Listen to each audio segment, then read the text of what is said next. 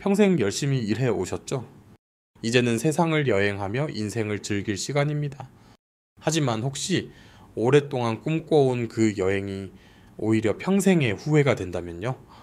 많은 어르신들이 모든 걸 계획했다고 생각합니다. 그런데 70세가 넘으면 여행에는 보이지 않는 위험이 숨어 있습니다. 누구나 겪을 수 있는 일이지만 겪기 전까진 실감하지 못하죠. 건강을 잃고 지갑이 털리고 심지어는 독립적인 삶마저 잃을 수도 있습니다. 집에 돌아오기도 전에 말입니다. 오늘 영상에서는 시니어들이 꼭 알아야 할 여행 중 5가지 위험을 소개합니다. 어떤 건 흔하지만 어떤 건 조용히 삶을 무너뜨립니다. 마지막 위험은 누구도 경고해주지 않지만 생각보다 자주 일어나고 있습니다. 만약 이 영상을 보며 안전하게 현명하게 여행하고 싶다고 느끼셨다면 댓글에 1번이라고 남겨주세요. 그리고 알림 설정도 꼭 해주세요. 다음 편이 여러분의 여행을 평생 기억에 남을 아름다운 시간으로 만들어 줄 수 있으니까요. 1번 위험, 건강 응급 상황. 이번 여행이 인생 최고의 순간이 될 거야. 그렇게 배에 오르거나 비행기를 탄 적 있으시죠? 그런데 어느 순간 몸이 전혀 다른 계획을 가지고 있었다는 걸 깨닫게 됩니다. 74세의 김영호 씨도 그랬습니다. 은퇴 후 아내와 함께 2주 크루즈 여행을 떠났습니다. 조용한 바다 위의 저녁, 새로운 도시 탐방 걷거나 뛰지지 않아도 되는 완벽한 여행이었죠. 그런데 넷째 날 김 씨는 가슴이 뻐근하게 아프기 시작했습니다. 소화불량인가 싶었지만 통증은 계속됐고 이내 식은땀까지 흘렀습니다. 선상 의사는 급히 진찰했지만 배 안은 병원이 아니었습니다. 김 씨는 즉시 큰 병원이 필요했지만 육지까지는 몇 시간이 걸렸죠. 다행히 무사히 회복했지만 설마 나에게 이런 일이 생길 줄은 몰랐어요 라는 말이 나왔습니다.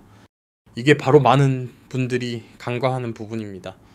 나이가 들면 아무리 건강해 보여도 몸은 예전처럼 빠르게 회복하지 않습니다. 장거리 비행은 혈전을 유발할 수 있고 고지대는 심장과 폐에 부담을 줍니다.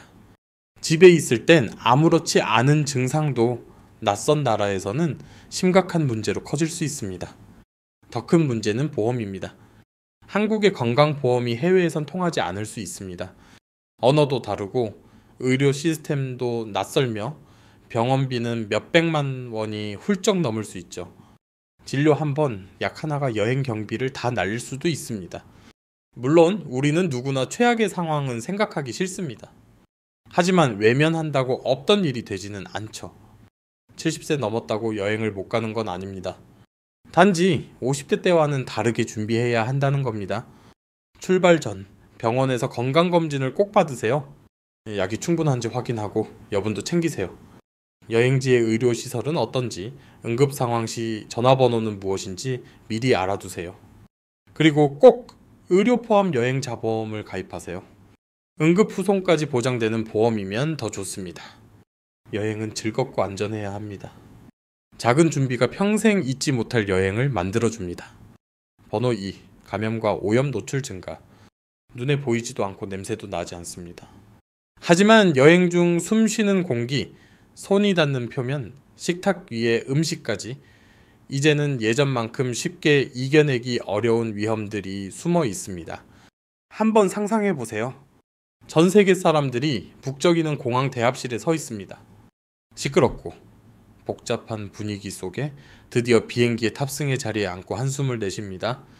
그런데 그 순간 앞으로 8시간 동안 재활용된 공기를 마셔야 한다는 사실이 떠오릅니다. 기내 테이블을 펴고 간단한 간식이나 태블릿을 꺼냅니다. 문제는 여기서 시작됩니다. 한국질병관리청 KDGA과 서울대학교 병원 감염내과 전문가들에 따르면 기내 테이블은 비행기 안에서 가장 세균이 많은 곳 중 하나로 화장실 버튼보다도 더 많은 박테리아가 서식할 수 있다고 합니다. 젊은 사람이라면 감기로 끝날 수 있지만 70세가 넘은 어르신에게는 기관지염, 폐렴, 심하면 입원까지 이어질 수 있습니다. 실제로 독감 관련 사망자의 70, 90%가 65세 이상이라는 통계도 있습니다. 단순한 감기조차 이 나이에 단순하지 않습니다. 비단 비행기만의 문제는 아닙니다. 공공 화장실, 호텔 리모컨, 엘리베이터 버튼, 렌터카 손잡이. 알 겉보기엔 깨끗해 보여도 실제로는 그렇지 않습니다. 대부분 소독되지 않은 상태로 수차례 반복 사용되며 지팡이나 보행 보조기기를 사용하는 어르신일수록 더 많은 표면에 손이 닿기 때문에 감염 위험도 높아집니다. 음식 이야기도 빼놓을 수 없습니다. 현지 음식을 맛보는 건 여행의 큰 즐거움이지만 동시에 위험 요소이기도 합니다. 새로운 나라에서 접하는 재료, 향신료, 조리 방식은 익숙하지 않은 위장에 큰 부담을 줄 수 있습니다. 샐러드를 씻은 물이나 과일을 헹군 물에도 현지인은 면역이 있지만 여행자에겐 병원균이 될 수 있습니다. 한 예로 78세 박정수 어르신은 남미 여행 중 페루의 가이드 투어에 참여했습니다. 그곳에서 현지 음식인 세비체라는 생선 요리를 먹었는데 24시간도 안 되어 급성 식중독에 걸려 현지 병원에 입원했습니다. 고국으로 돌아온 후에도 완전히 회복되기까지 2주가 넘게 걸렸습니다. 사실 여러분의 면역 체계는 지금까지 수십 년간 여러분을 지켜왔습니다. 하지만 이제는 도움이 필요합니다. 약함이 아니라 지혜입니다. 그럼 어떻게 스스로를 지킬 수 있을까요? 첫째, 손 소독제를 항상 휴대하고 자주 사용하세요. 기회가 될 때마다 손을 비누로 꼼꼼히 씻는 것도 중요합니다. 둘째, 공항, 버스, 단체 투어처럼 사람이 붐비는 장소에선 마스크를 착용하세요. 단순히 코로나 예방을 넘어서 독감, 호흡기 바이러스 RSV, 감기까지도 막을 수 있습니다. 셋째, 생수나 정수된 물만 마시고 날 음식은 가능하면 피하세요. 확실하지 않다면 아예 안 먹는 것이 며칠병으로 고생하는 것보다 낫습니다. 또한 여행 전에는 병원에서 건강 상담을 꼭 받으세요. 한국질병관리청과 대한노인병학회에서는 어르신이 여행 전 독감, 코로나, 폐렴, 지역 특화 백신을 포함한 예방 접종을 점검받는 것을 권장합니다. 담당 의사에게 여행용 의약품 키트도 함께 문의해 보세요. 해열제, 소화제, 전해질 보충제, 복용 중인 약 등을 챙겨두면 훨씬 안심할 수 있습니다. 이제 우리가 다룰 다음 주제는 70세 이후 여행에서 가장 과소평가되는 위험 중 하나입니다. 왜 나이가 들수록 회복 시간이 예전보다 훨씬 더 오래 걸리는지를 함께 알아보겠습니다. 지금까지 함께 해주셨다면 댓글에 번호 2라고 남겨주세요. 다음 내용도 반드시 알고 있어야 할 중요한 이야기입니다. 세 번째 위험, 여행 피로와 회복력 저하. 서류상으로는 완벽한 여행이었습니다. 2주 동안 박물관, 정원, 카페를 돌며 여유롭게 보내는 일정. 하지만 75세 은퇴자 김정우 어르신에겐 그 여행이 기쁨이 아닌 탈진으로 기억됐습니다. 첫날은 10시간짜리 비행, 이어지는 복잡한 공항, 낯선 시차, 이른 아침부터 시작되는 투어. 여행 이틀째부터 김 어르신은 점점 따라가기 힘들어졌고 투어 중 집중조차 어려웠습니다. 겨우 몸이 적응되기 시작했을 무렵 집으로 돌아갈 시간이 되었습니다. 그는 이렇게 말했죠. 쉬는 시간보다 회복하는 시간이 더 길었어. 이 경험 많은 어르신들이 공감하실 겁니다. 여행은 여전히 설레는 일이지만 70세 이후엔 몸의 반응이 다릅니다. 젊었을 땐 하루 피곤해도 밤새 자면 괜찮아졌지만 지금은 단 하루의 무리로도 피로가 오래 남습니다. 가장 흔한 원인 중 하나는 수면의 질 저하입니다. 낯선 침대, 얇은 벽, 시차로 인한 불면은 새벽 2시에 눈뜨게 만들고 그 피로는 단순한 졸림이 아니라 면역력 저하, 기억력 저하, 심지어 심장 건강에도 영향을 미칩니다. 특히 어르신들은 젊은 사람보다 시차 적응에 2배의 시간이 걸립니다. 여기에 신체적 피로까지 겹칩니다. 오랜 비행, 장시간 버스 이동, 대기줄, 계속된 걷기, 이 모든 건 관절과 혈액순환, 근육에 큰 부담을 줍니다. 도착 후에도 짐들기, 거리 걷기, 빽빽한 일정 소화는 점심 전부터 기진맥진하게 만듭니다. 또 다른 문제는 식사와 수분 섭취의 불균형입니다. 낯선 음식이 속을 불편하게 만들고 바쁜 일정에 끼니를 거르거나 물을 마시는 걸 잊게 됩니다. 탈수는 피로감, 어지럼증, 혼란감을 유발해 단순한 활동조차 힘들게 만듭니다. 하지만 희망은 있습니다. 잘 계획하면 이런 피로는 충분히 줄이거나 관리할 수 있습니다. 우선 여행에 휴식을 포함시키세요. 밤에만 쉬는 게 아니라 낮에도 짧은 휴식, 늦은 아침, 조용한 오후를 포함하세요. 일정은 여유 있게 짜고 건강한 간식과 물병을 항상 챙기세요. 긴 비행 대신 중간 경유지를 두거나 짧은 노선을 선택하고 무리하지 마세요. 몸이 피곤하면 멈추는 것도 용기입니다. 여행은 즐거워야지 몇 주 동안 회복해야 하는 일이 되어선 안 됩니다. 긴 대기줄, 새벽 6시 기상, 무한한 걷기, 그리고 어느 순간 기대했던 여행이 피곤함과 통증, 취소된 일정으로 흐려집니다. 그런데 단 한 번의 실수가 여행 전체를 바꿀 수 있다는 사실, 바로 그 이야기를 지금부터 시작합니다.